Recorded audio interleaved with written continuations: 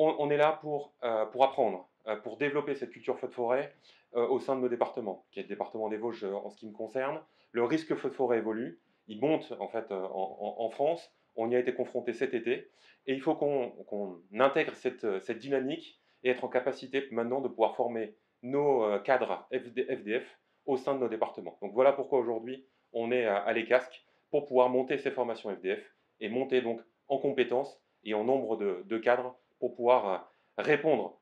à la contrainte sur notre territoire, mais aussi participer à la solidarité nationale. Alors l'attente, elle est particulière, notamment avec la période estivale que nous avons vécue cet été, avec des feux qui ont été massifs et d'ampleur pour notre département, qui était à la fois en train de se préparer parce qu'on connaît le risque qui est en train de migrer vers les départements du Nord, et à la fois on s'est fait aussi surprendre par la rapidité de certains feux et l'ampleur des phénomènes cet été. Donc l'enjeu, il est déjà de pouvoir augmenter le volume de personnel formé et d'avoir cette culture feu de forêt pour nos départements qui sont sur des latitudes assez élevées.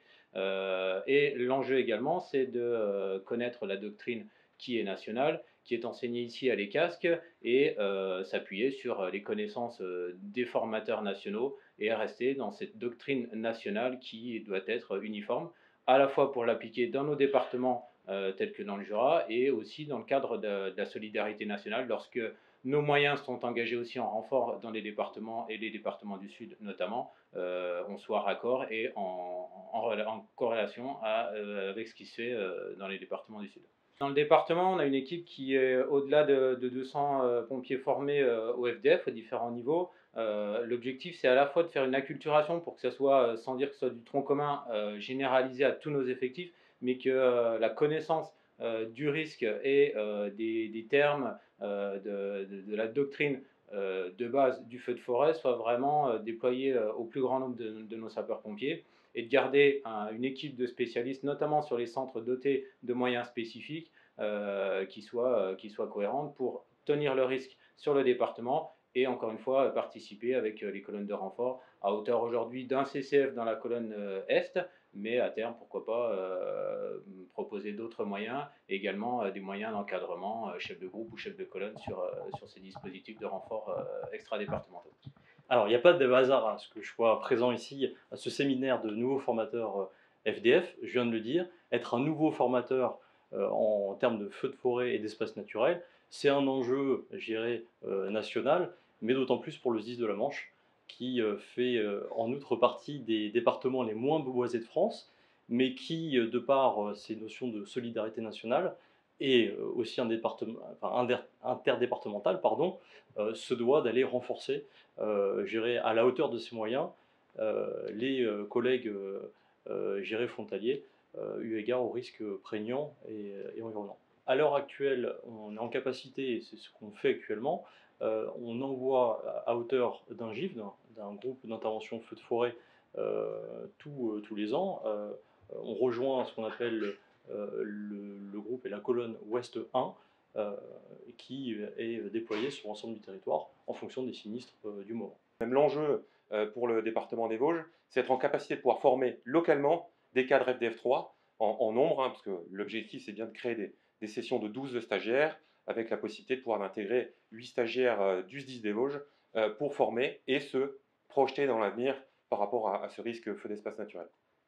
On vient apprendre des autres, et c'est ça qui est important. Ils nous transmettent en fait, j'allais dire, les bonnes pratiques pour faire en sorte qu'on soit le plus à l'aise possible, parce que organiser une formation de ce type-là, c'est contraignant en termes de disponibilité, en termes de matériel, en termes d'effectifs à mobiliser, et donc il faut prendre toutes ces bonnes pratiques pour faire en sorte, j'allais dire, d'être le plus à l'aise possible dans l'organisation de ces formations de chef de groupe feu de forêt. Eh bien, comme les collègues ont pu le préciser, c'est avoir un discours qui soit cohérent à l'échelle nationale, prendre le maximum d'informations, connaître, gérer le plus précisément possible le contexte réglementaire lié à la formation des futurs cadres FDF3, et pouvoir s'intégrer dans ce schéma-là, eu égard notamment au partage de connaissances qui est nécessaire. L'attention, c'est d'être en phase avec la doctrine nationale. La doctrine nationale doit être enseignée de manière uniforme, avec forcément des adaptations, puisque les massifs sont différents en fonction des régions et des départements, mais que la doctrine soit respectée, c'est gage de sécurité demain sur le terrain, et on sait combien la sécurité est importante sur l'engagement feu de forêt. Donc voilà, appliquer la doctrine nationale, adapté au territoire, mais en toute sécurité sur les engagements opérationnels. Les casques est la base support de toute formation FDF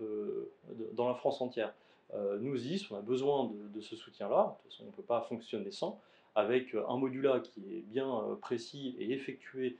ici sur le site de Valabre. Et en plus, dans la continuité, le module B, avec des formateurs comme nous le serons prochainement, acculturés à toutes les pratiques enseignées par les casques, qu'on pourra déporter dans nos départements les plus septentrionaux. J'en fais partie au sein de la... Alors c'est assez simple, je dirais, on a notre cursus de base, que ce soit FDF 3, 4 ou autre. Ce séminaire de 3 jours permet déjà de rappeler les bases réglementaires. Et puis forcément, je dirais, il y aura le galop d'essai. Ce sera l'organisation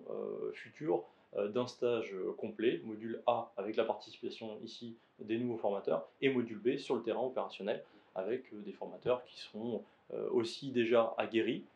mais aussi des nouveaux formateurs. Et puis ça permettra aussi également d'intégrer des futurs formateurs dans le futur au sein de cette formation-là.